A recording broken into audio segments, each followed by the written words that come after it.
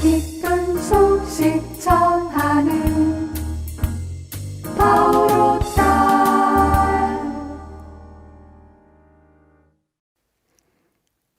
안녕하세요. 책 읽어주는 수녀 성바오로딸 수도회 강소영 마리아 수녀입니다. 용기를 내어라 내가 세상을 이겼다. 두 번째 권은 같은 제목의 첫 번째 권에 이어지는 책입니다. 두 번째, 세 번째 고별사, 그리고 고별 기도에 대한 내용이 담겨 있는 이 책은 유다교 회당에서 추방되는 것이 두려워서 일부 그리스도교 신자들이 동요하고 배교하는 상황에서 나온 것이라고 하는데요. 이때 예수님의 참 포도나무 가르침이 우리에게도 시사하는 바가 큽니다. 우리가 살아가고 열매 맺고 생명을 유지할 수 있는 모든 것은 예수님과 머물러 있을 때 가능하며 우리가 예수님과 함께 머물러 있다는 것은 그분 역시 우리 안에 머물러 계신다는 뜻이기도 합니다. 바오로딸에서 나왔고 송복모 신부님이 쓰신 용기를 내어라 내가 세상을 이겼다 두 번째 권에서 우리 각자의 삶에 응원과 격려로 축복하시는 우리 주님의 마음을 만나러 갑시다.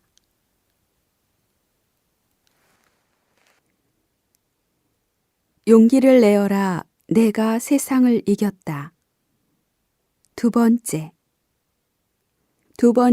세 번째 고별사와 고별기도. 가장 큰 사랑. 친구들을 위하여 목숨을 내놓는 것보다 더 큰 사랑은 없다.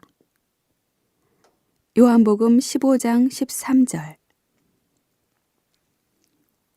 친구를 위해 자기 목숨을 내어놓는다는 것이 무엇인지를 보여주는 이야기가 있다. 수녀원에서 운영하는 한 여자 고등학교에서 불이 났다. 수녀님들은 학생들에게 속히 창밖으로 뛰어내리라고 재촉했다. 교실이 1층에 있었기 때문에 학생들이 뛰어내린다고 해서 다칠 일은 없었다. 그런데 창이 높아서 키가 작은 학생들은 창틀에 오르기가 쉽지 않았다.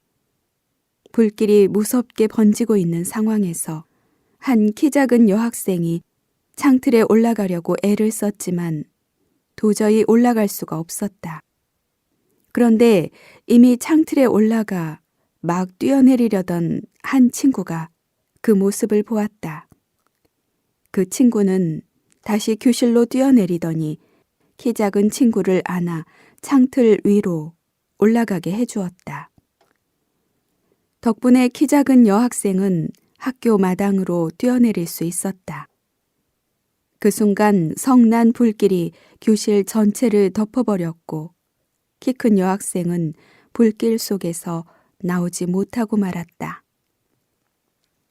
친구의 도움으로 목숨을 건진 여학생은 이렇게 말한다. 그날 이후로 저는 저를 살려내고 죽은 그 친구를 위해서라도 무엇인가 보람 있는 생을 살아야 한다고 늘 생각하고 있습니다. 한국 전쟁 때였다. 곳곳에서 전투가 치열하게 벌어지고 있던 1952년 겨울, 한 초소 벙커에 해병대 상병 둘이 쪼그려 앉아 있었다. 케이씨와 로빈스는 오랜 친구였다. 자정이 넘은 시간 가벼운 눈발이 흩날리고 있었다. 둘이 담배를 주고받고 있는데 수류탄이 정확히 두 사람 사이에 떨어졌다. 케이씨가 수류탄을 먼저 보았다. 그는 담배꽁초를 휙 던지고 로빈슨에게 찡긋 눈짓을 보낸 다음 수류탄 위에 엎드렸다. 수류탄은 즉각 터졌지만 로빈슨은 무사했다. 모든 파편을 케이씨가 받아냈기 때문이다. 4년 후 로빈슨은 수도자의 길에 들어섰고 사제가 되었다. 첫 서원을 하던 날 그는 자신의 이름을 케이시 로빈슨으로 바꾸었다. 죄란 무엇인가? 폭포 증후군이라는 것이 있다. 인생은 강물과 같다. 어떤 이들은 어디로 흘러가겠다는 의식조차 하지 않고 인생의 강물에 자신을 내어 맡긴다. 그러다가 강물이 갈라지는 데에 이르러서도 어느 쪽으로 가는 것이 옳은지 헤아리지도 않고 어느 쪽으로 가려는 수고도 하지 않은 채 흘러가는 물에 몸을 맡긴다. 그러다가 어느 순간 갑자기 물살이 빨라지고 요동치는 소리를 듣고서야 정신을 차린다. 바로 앞에 폭포가 있는 것을 알아채고 벗어나려고 하지만 때는 이미 늦었다. 거센 물살과 함께 폭포 아래로 추락하게 된다. 이 추락은 건강을 잃거나 소중한 관계를 잃는 것이기도 하고 사회적 명성을 잃고 경제적인 어려움을 겪는 추락이기도 하다. 인생이라는 강물의 상류에 있을 때 하느님이라는 목표를 따라 흘러갔다면 이런 비극을 겪지 않았을 것임을 추락한 뒤에야 깨닫는 것이다. 하느님이란 목표를 놓치면 인간은 어떤 가공할 짓도 저지를 수 있다. 히틀러처럼 살인마가 되어 인종 청소를 할 수도 있고 희대의 난봉꾼이나 사기꾼이 될 수도 있다. 우리가 집단으로 하느님이란 표적을 놓친다면 그 집단은 총체적으로 부패한다. 솔제니치는 러시아의 영적 죽음을 거론하면서 이렇게 말했다.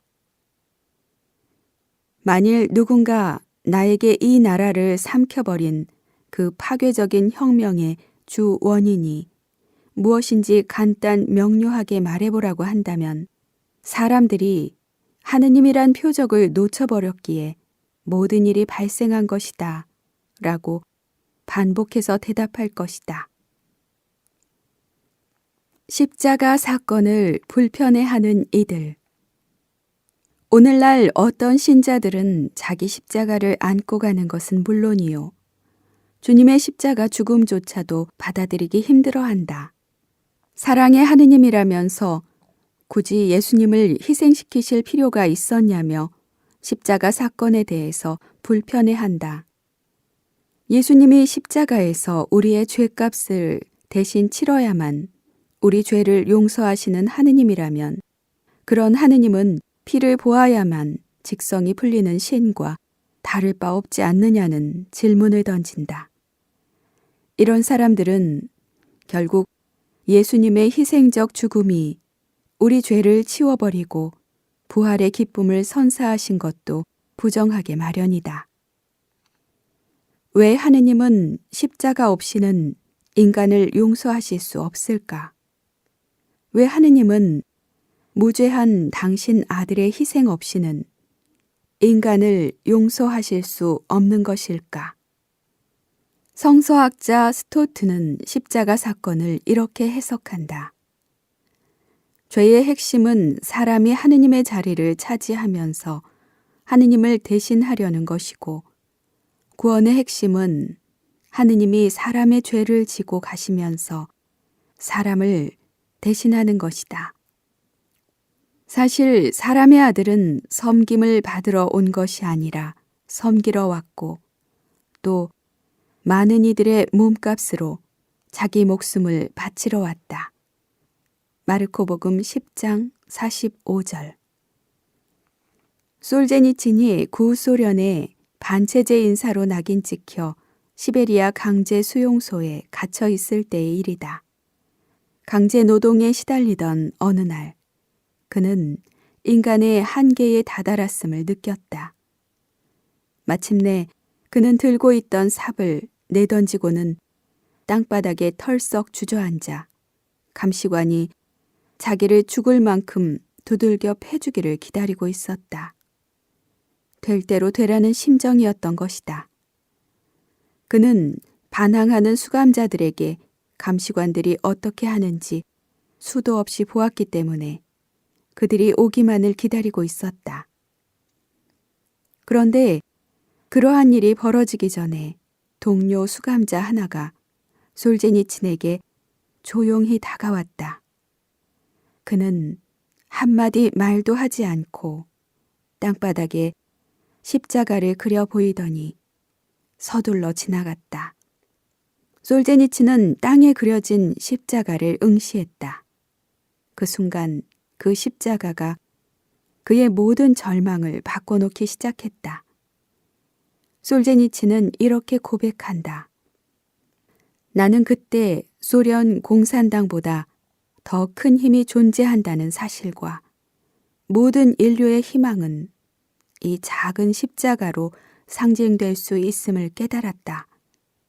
그리고 십자가의 힘으로 모든 것이 가능하다는 것을 알게 되었다. 이러한 큰 깨달음은 솔제니친에게 삽을 들고 작업을 계속할 수 있는 힘을 주었다. 솔제니친에게 말없이 땅바닥에 십자가를 그어준 동료 수감자는 무슨 의도로 그렇게 했을까? 십자가에 달리신 예수님이 솔제니친의 모든 상황을 알고 계시니 그분만을 바라보라는 메시지였을까? 지금은 예수님과 함께 십자가의 고난을 겪지만 언젠가 부활의 생명을 누릴 것이니 인내하라는 메시지였을까? 너희는 세상에서 고난을 겪을 것이다. 너희는 세상에서 고난을 겪을 것이다. 요한복음 16장 33절. 예수님은 우리에게 듣기 좋은 말만 하시지 않는다.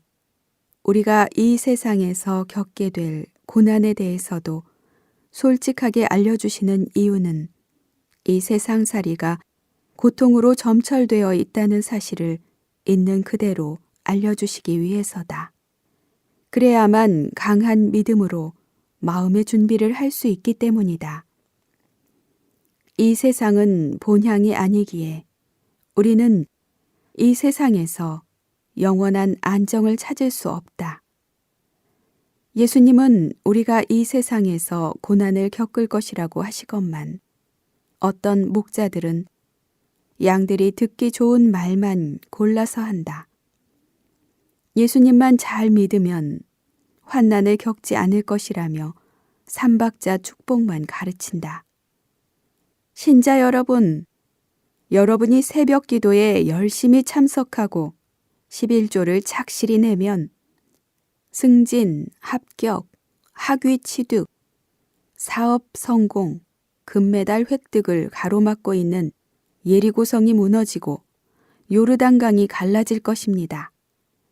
지금 새빵살이를 하고 있는 사람은 70평 빌라에서 살게 될 것이요. 티코 자동차를 타고 다니는 사람은 에쿠스를 타게 될 것입니다. 여러분, 제 말을 믿으시면 아멘 하고 응답하십시오. 정말 믿음만 좋으면 모든 환난에서 제외되고 물질과 건강을 비롯한 현세적 축복을 누리게 될까?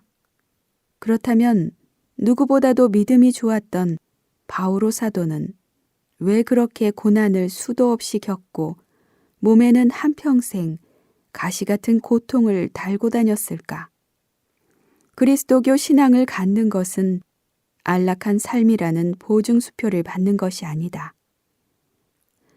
우리 그리스도인은 주님과 함께 하기에 환난과 고통 중에서도 구원을 받은 것이지 환난과 고통에서 면제받은 존재가 아니다.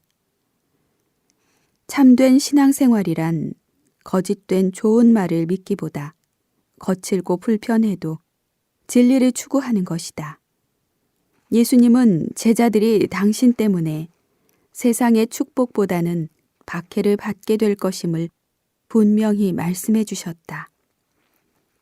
이 세상 삶이 무지개처럼 빛나는 것이 아니라는 것을 받아들일 때 우리는 고난 가운데에서도 인내할 수 있고 용기를 낼 수 있다. 정신과 의사 팩은 이렇게 말한다. 삶은 어려운 것이다. 우리가 이 진리를 깨닫고 받아들이면 그 순간부터 삶이란 더 이상 어려운 것이 아니다. 삶이 어렵다는 것을 인정했기에 삶이 어렵다는 사실은 더 이상 중요한 문제가 되지 않는다. 사람들은 삶이 어려운 것이란 이 진리를 이해하지 못한다. 끊임없이 삶에 대하여 신음한다. 그들이 가진 문제에 대하여 신음하고 그들이 지고 있는 짐에 대하여 신음한다. 마치 삶이란 쉬워야 하는데 그렇지 않기에 신음하는 꼴이다. 그들의 신음 뒤에는 비현실적인 믿음이 있다. 자신이 겪고 있는 어려움은 절대 있어서는 안 되는 것인데 부당하게 주어졌다는 믿음이다.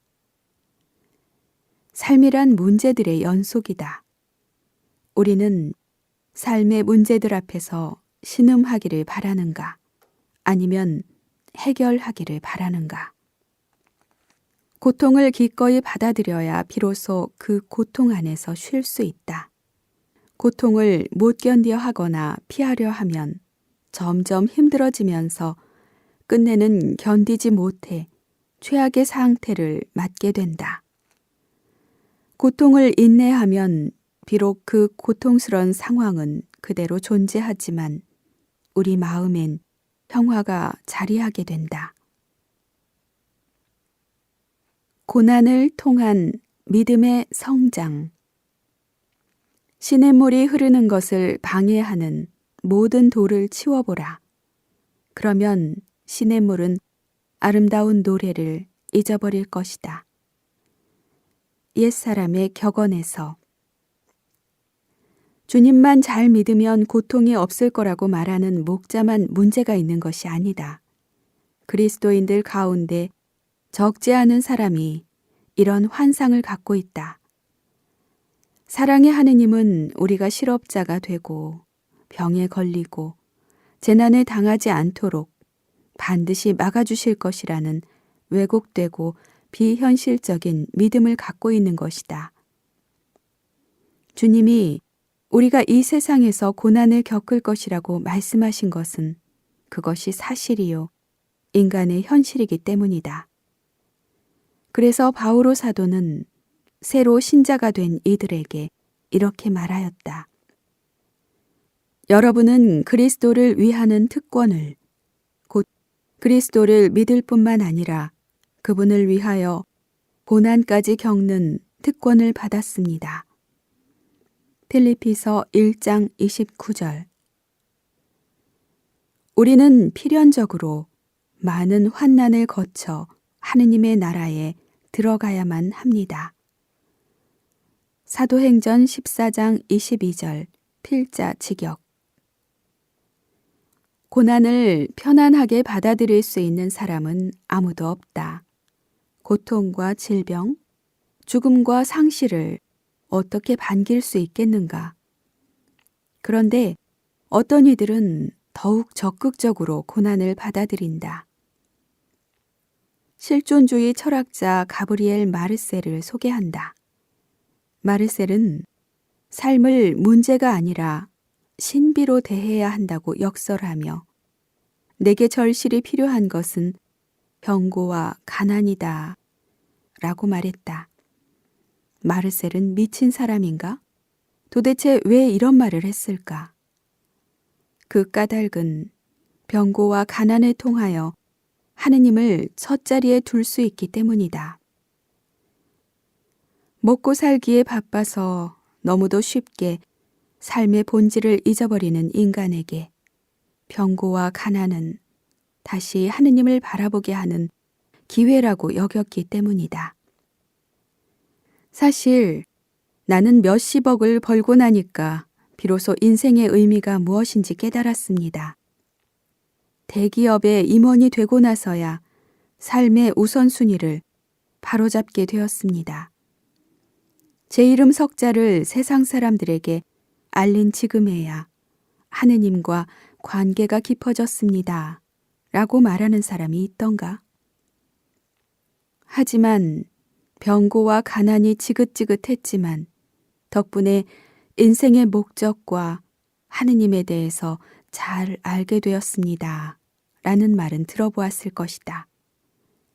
루카복음서 15장에 나오는 자비로우신 아버지와 되찾은 아들의 비유에서 집을 떠난 작은 아들이 만약 굶주려 보지 않았더라면 다시 집으로 돌아올 생각은 안 했을 것이다. 그가 집으로 돌아온 것은 배고프고 삶이 고통스러웠기 때문이다. 우리가 하느님께 돌아오게 되는 것도 고통 때문인 경우가 많다. 고통 앞에서 자신이 얼마나 무력한지 느끼고 우리가 할 수 있는 것이 별로 없다는 것을 깨달을 때 하느님께 돌아와 살려달라고 외치는 것이다.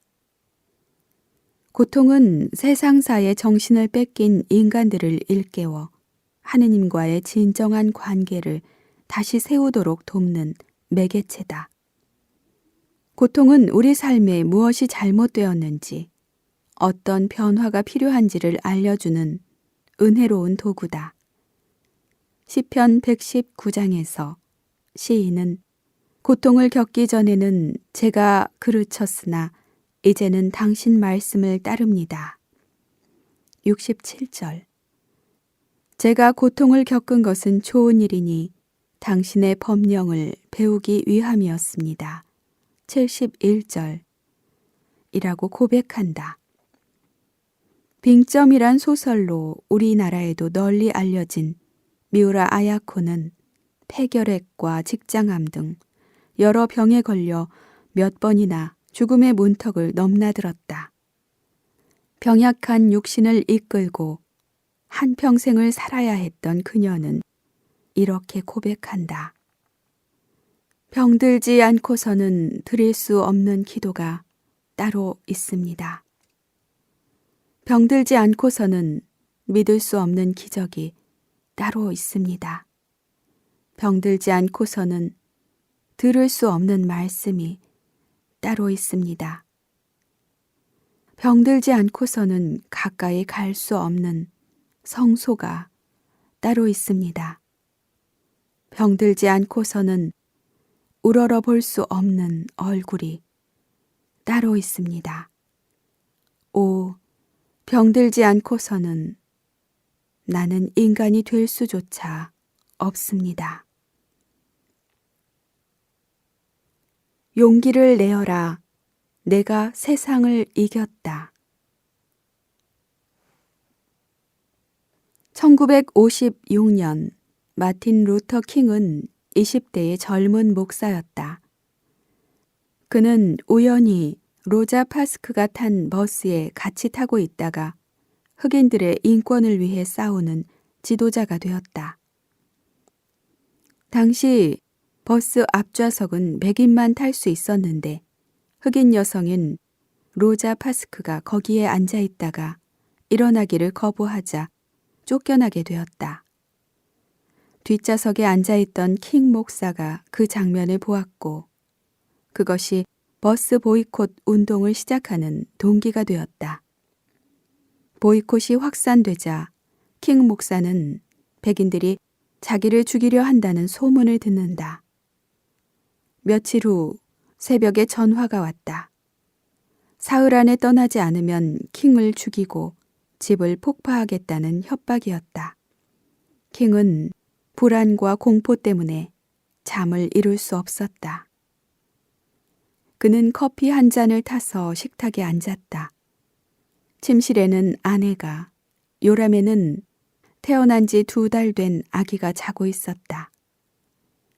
시간이 흐를수록 공포감이 커지면서 전신이 오그라드는 것 같았다. 킹 목사가 두 손으로 얼굴을 감싸고 하느님께 도움을 청하던 중 그전에는 한 번도 느껴본 적이 없는 영혼의 진동을 느꼈고 내면에서 들려오는 음성을 들었다. 정의를 위해 일어나라. 공의를 위해 일어나라. 진리를 위해 일어나라. 보라, 세상 끝날까지 내가 너와 함께 할 것이다. 마침내 살아계신 하느님을 만난 것이다. 그는 주님이 자신과 함께 하신다는 것을, 주님은 자신을 결코 혼자 버려두지 않으시리라는 것을 확신하게 되었다. 이후 그의 세계관은 적극적으로 바뀌었다. 하느님은 당신 사람들 편이라는 것을 알게 되었다. 하느님께서 우리 편이신데 누가 우리를 대적하겠습니까? 로마서 31장 이라는 바오로 사도의 말을 온몸으로 살게 된 것이다. 그로부터 사흘 뒤 그는 버스 보이콧 집회에서 연설을 하던 중에 민권 운동을 반대하는 백인들이 그의 집에 폭탄을 던졌다는 소식을 들었다. 집에는 아내와 아기가 있었다. 킹은 서둘러 집으로 달려갔다. 집은 불타고 있었고 소방관들과 경찰들이 와 있었다. 수많은 흑인들이 킹 목사의 집이 공격받았다는 소식을 듣고 분노해서 총과 무기가 될 만한 것들을 들고 몰려들었다. 그들은 당장이라도 폭동을 일으킬 기세였다. 아내와 아기가 무사한 것을 확인한 킹 목사는 불타버린 현관 앞에 서서 분노하는 흑인 동료들을 향해 이렇게 외쳤다. 예수님은 지금도 외치고 계십니다. 원수를 사랑하라. 너를 저주하는 자를 축복하라. 악의로 너를 이용하는 사람들을 위해 기도하라. 우리는 이 말씀대로 살아야 합니다. 우리는 증오의 사랑으로 맞서야 합니다. 우리는 이 운동을 멈추지 않을 것입니다. 하느님이 함께 하시기 때문입니다. 불타는 믿음과 빛나는 확신을 갖고서 집으로 돌아가 주십시오. 군중이 흩어진 다음 경찰이 다가와 말했다. 오늘 자칫했으면 폭동이 걷잡을 수 없이 미국 전역으로 번졌을 것입니다. 킹 목사는 그를 이끄시는 성령의 인도로 비폭력 저항 운동을 실천할 수 있었다. 나에게는 꿈이 있습니다. 언젠가는 조지아의 붉은 언덕 위에 예전에 노예였던 부모의 자식들과 그 노예의 주인이었던 부모의 자식들이 형제의 식탁에 함께 둘러앉는 날이 오리라는 꿈입니다. 마틴 루터 킹. 기쁜 소식 전하는 바오로 딸.